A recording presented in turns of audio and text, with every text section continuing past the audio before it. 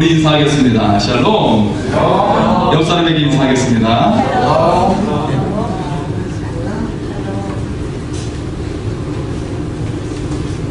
네, 여러분 얼굴을 보니까 복이 가득하십니다. 할렐루야.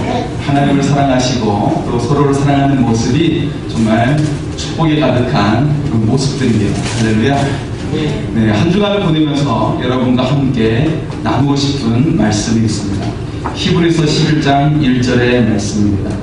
믿으면 바라는 것들의 실상이요 보지 못하는 것들의 증거니. 할렐루야. 네, 이 말씀이 우리의 삶 가운데 믿음이 실제가 되고 실현되어지는 하나님의 은혜가 임하기를 소원합니다. 사람은 저마다 믿음과 신념을 가지고 살아가게 되고 그에 따라 영향을 받으면서 살게 되죠.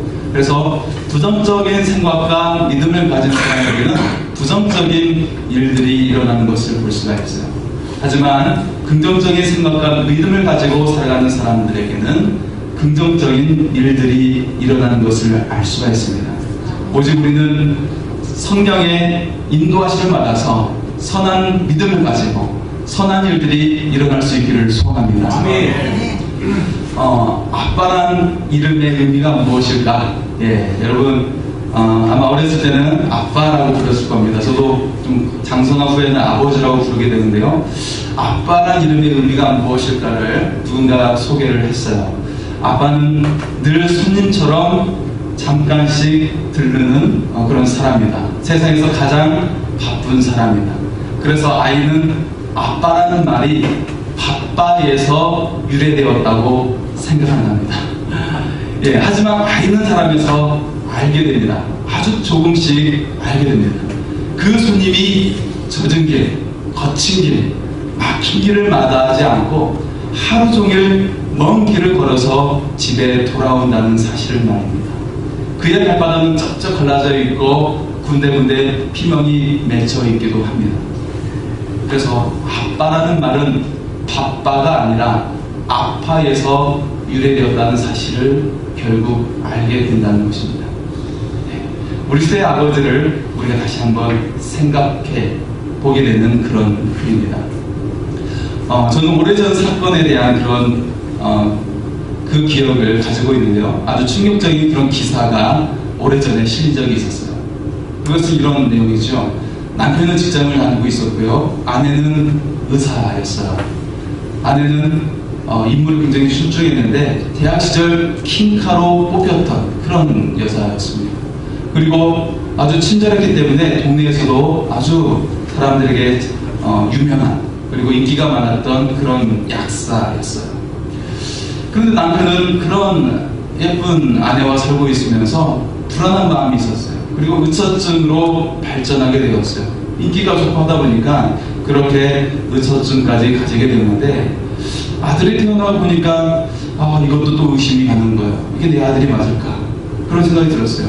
이 아이가 자라서 초등학교에 다니게 되고 그리고 혈액형 검사를 하게 됐는데 이 검사 결과를 보니까 아니나 다를까 나올 수 없는 혈액형이 아이에게 있는 거예요. 그때부터 이 아빠는 남편은 계속 아내를 구박하고 아이를 구박하는 거예요.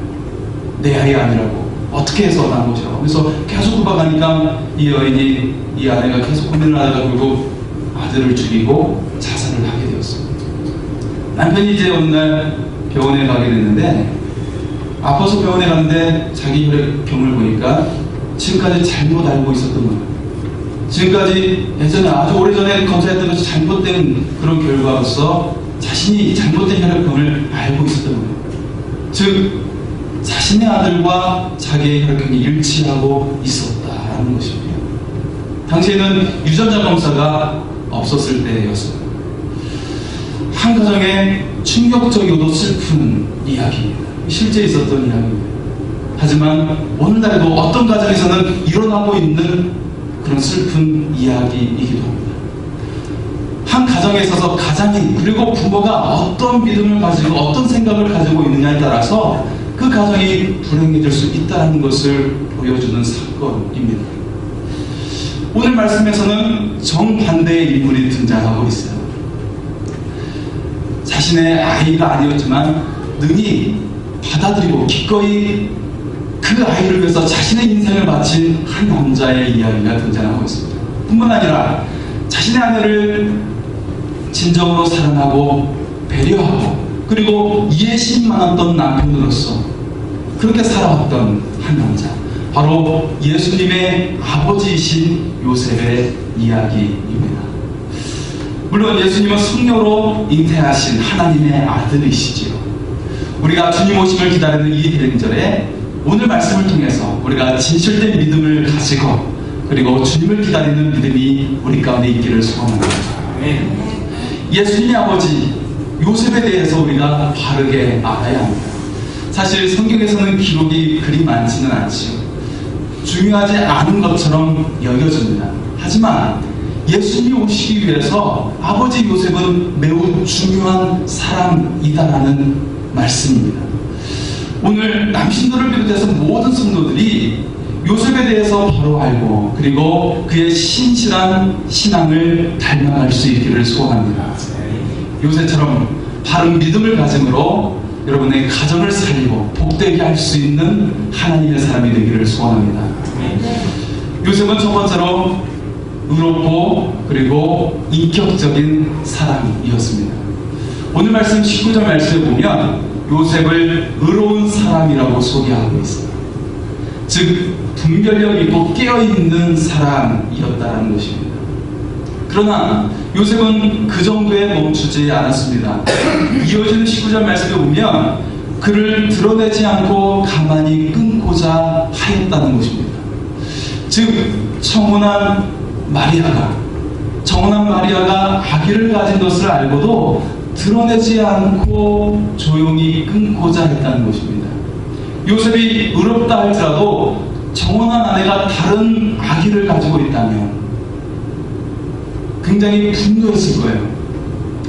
당시에 간음죄에 해당해서 즉결 심판을 내리고 그리고 사형을 내리고 돌로 쳐 죽일 수 있는 그런 판결을 내릴 수 있는 상황이었습니다. 그러나 요셉은 이를 드러내지 않고 가만히 끊고자 했던 것입니다. 요셉은 의로울 뿐만 아니라 온유한 성품의 사람이었다는 것이죠. 이런 요셉의 성품은 그대로 예수님께 이어지게 된 것입니다. 새로운 생명이 잉태되기 위해서 반드시 두 명의 부모가 필요한 것이죠.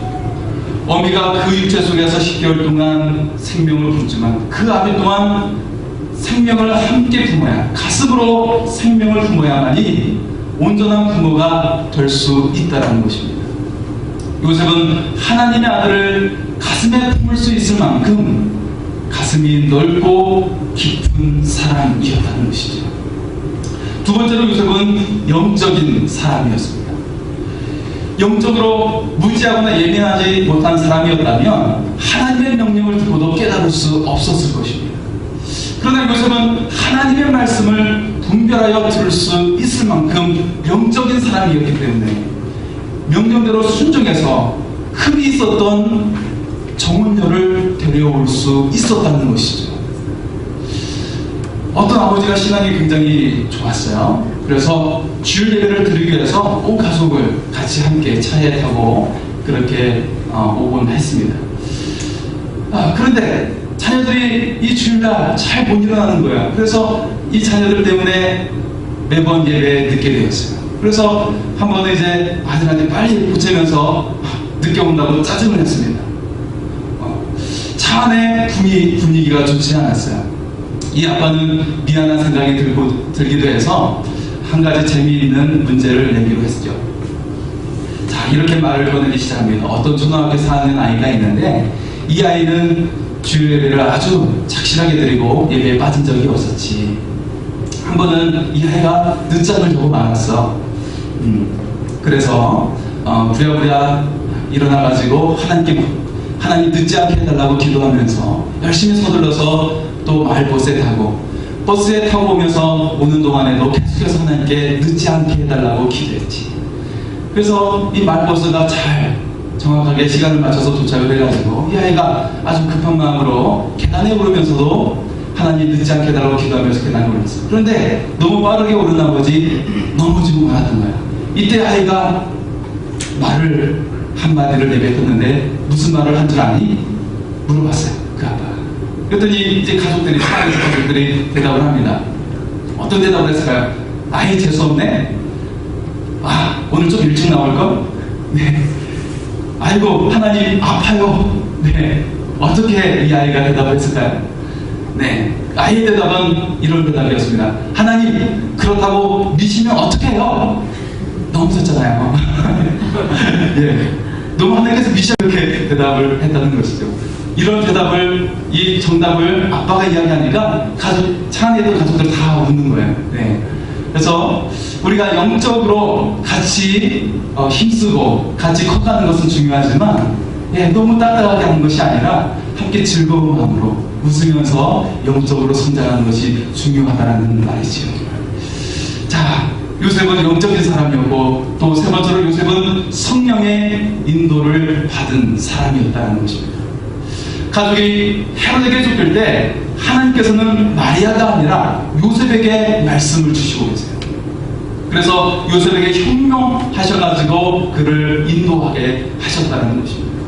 하나님께서는 요셉의 가정에서 가장의 권위를 인정하시고 그를 통해서 가족을 보호하도록 그에게 말씀을 주셨다는 것입니다.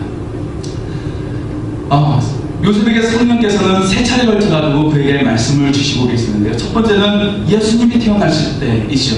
오늘 말씀의 20절과 21절에 보면 다윗의 자손 요셉아, 내 아내 마리아 데려오기를 무서워하지 말라. 그에게 잉태된 자는 성령으로 된 것이라. 아들을 낳으리니 이름을 예수라 하라. 이는 그가 자기 백성을 그들의 죄에서 구원할 자이시니라. 요셉은 성령을 따라서 마리아를 데려올 수가 있었던 거예요. 성령께서 지시하심이 없었다면 그냥 조용히 끊고자 했을 겁니다. 성령의 인도를 따라 큰 마리아를 용감한 마음으로 데리고 왔고, 그리고 잘 보살피면서 요셉은 예수님을 낳을 수 있도록 그 모든 것들을 인도할 수 있었습니다. 그리고 그 성령께서 주셨던 그 이름, 예수라는 이름으로 그 아기의 이름을 지을 수 있었던 것입니다. 요셉은 예수님의 출생에 있어서 올바른 분별력과 결단력을 가지고 예수님을 태어날 수 있게 했던 것입니다. 두 번째 음성을 들었던 것은 헤롯 왕이 어린 살인아이를 죽이라고 명령했을 때였어요. 마태복음 2장 13절에 보면 주의 사자가 요셉에게 현명하여 이르되 헤롯이 아기를 찾아 죽이려 하니 일어나 아기와 그의 어머니를 데리고 애굽으로 피하여 내가 내게 이르기까지 거기 있으라 하시니. 요셉은 성령의 인도를 따라 애굽으로 피난하여서 요셉은 예수님을 살리게 하는, 예수님을 구하게 하는 그런 일을 하게 됩니다. 그의 생업을 낯선 외국에서 새로 시작하게 되는 그런 어려운 일들을 감수하면서 예수님을, 그리고 그 가족을 살리게 한 것이죠. 요셉은 이처럼 기꺼이 하나님의 명령에 순종하면서 예수님을 살리게 한 것입니다. 세 번째 음성은 헤롯 왕이 죽게 되었을 때 이스라엘 들어와서 나사렛에 살게 된 그런 음성을 바로 요셉은 듣게 된 것입니다. 요셉은 성령의 인도를 받으면서 예수님을 태어나게 하고, 그리고 헤롯으로부터 예수님을 구해내게 하고, 그리고 이후에 이스라엘 들어와서 살게 하는 그 일들을 모두 다 성령의 인도하심을 따라 했다라는 사실입니다. 이처럼 요셉은 성령에 민감했고, 그래서 가족을 구했고, 그리고 이 땅에 예수님이 태어나게 하신 것입니다. 그래서 예수님이 인류 구원의 그 사명을 완수할 수 있는 그 길을 여는 역할을 요셉이 했다라는 사실이죠. 요셉은 가족을 사랑하고 섬기는 성실한 가장으로 하나님의 인정을 받은 사람이었습니다. 마지막으로 요셉은 모범적이고 책임 있는 가장이었다는 것입니다.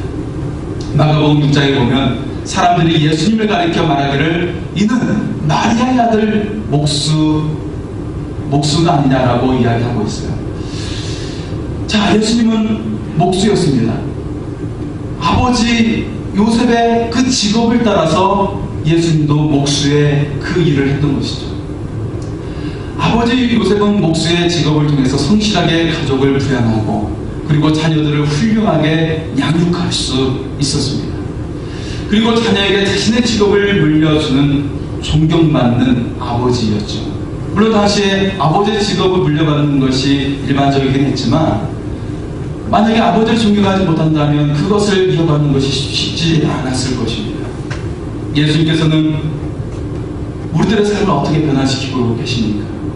우리들의 맛없고 의미 없는 인생을 어루만져 주시고 품으시고 새롭고 가치 있는 삶으로 변화시키셨습니다.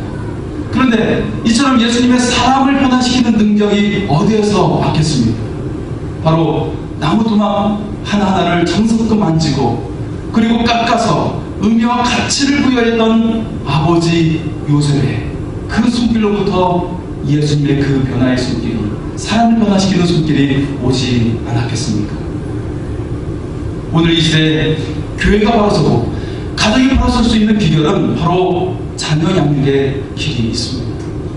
아무리 사회가 발전하고 교육이 발전하고 교회 시스템이 발전해도 거울이 되는 부모의 발자취를 넘어설 수 없기 때문입니다. 우리는 주님 오심을 기다리는 이 대림절에 주님께서 제자들에게 나를 따라오라고 하셨던 것처럼 우리도 능히 세상 사람들에게, 내 이웃에게, 내 가족에게, 내 자녀들에게 나를 따라오라고, 나를 본받는 자가 되라고 말할 수 있기를 소원합니다. 분명한 것은 우리의 스스로의 인격을 다듬고 성실하게 가족을 교육할 뿐만 아니라 하나님과의 관계를 친밀하게 하기 위해서 끊임없이 노력해야 한다는 것입니다. 그래야만 가족이 올바로 세워질 수가 있습니다. 그래야만 우리의 자녀들이 그리스도의 공생애와 같이 하나님의 소명을 감당하는 신앙인으로 자랄 수 있다는 것입니다. 모든 어머니는 위대하지요. 세상의 모든 어머니 중에 가장 위대한 어머니는 하나님을 태에 품었던 마리아라고 볼 수가 있습니다. 반면에 아버지 요셉은 예수님의 유년의 짧은 기록에 멈춰 있습니다. 이후에는 성경에 사라져버리는 것을 볼 수가 있어요. 어머니 마리아에 비해서 굉장히 불공평해 보이는 그런 모습으로 기록되어 있습니다. 그런데 한번 생각해 보십시오. 우리는 자녀들을 바라보면서 그 아버지의 모습을 보게 됩니다. 그 아버지의 모습이 그 속에 담겨져 있음을 깨닫게 됩니다. 마찬가지로 예수님의 모습 속에 그 아버지를 볼 수 있다는 것입니다. 요셉에 대한 기록이 더 필요 없다라는 사실입니다. 바로 예수님에 대한 기록들이 바로 요셉에 대한 기록이기도 하다는 것입니다. 요셉은 예수님의 아버지입니다. 여러분, 그렇다고 해서 어떤 엄마는 이렇게 말한다고 하기도 하지요. 그 자녀를 구박하는데 구박한 이유가 아빠를 닮아서 구박한대요. 여러분, 그러지 마시고 반드시 좋은 점이 있어요. 그 좋은 점을 계속 칭찬하면 그 아이는 선한 영향력을 끼치게 되고 선한 사람으로 자라게 될 줄 믿습니다. 우리가 지적하기보다는 칭찬해주고 그 좋은 점을 우리가 격려하고 쓰다듬어주는 하나님의 사람이 되기를 소원합니다. 누가복음 15장에 등장하는 집을 나간 둘째 아들 탕자의 이야기가 등장하고 있죠. 예수님은 하나님을 그 말씀 속에 표현을 하고 있는데 지상의 아버지의 모습으로 표현하고 있습니다. 그리고 그 아버지는 집을 나간 재산을 탕진하고 돌아온 이 아들을 책망하기는커녕 끌어안아주시고 입을 맞춰주시고 너는 내가 잃었다가 다시 찾은 아들이라고 하면서 그 아들의 지위를 회복하시는 것을 볼 수가 있습니다. 이런 아버지의 모습이 예수님께서는 자신이 경험했던 아버지 요셉의 모습이기도 하다라는 것입니다. 우리가 가장 기억해야 할 중요한 것은 우리 모두가 하나님으로부터 인정받고 가족으로부터 사랑과 존경을 받는 아버지요, 어머니요, 우리가 그런 부모가 될 수 있도록 힘써야 한다는 것입니다. 사랑하는 성도 여러분, 우리 모두가 온유한 인격을 가지고 가족의 성실하고 하나님과 친밀한 관계를 맺음으로 우리가 이 사회 가정의 자녀에게 선한 영향력을 끼치고 은혜로운 삶이 될 수 있기를 소원합니다. 여러분 모두가 위대한 아버지, 어머니의 자녀들이지 않습니까? 우리도 위대한 아버지와 어머니의 자녀로서 이 땅에 태어났습니다. 우리들도 아름다운 발자취를 남길 수 있기를 소원합니다. 기도하시겠습니다.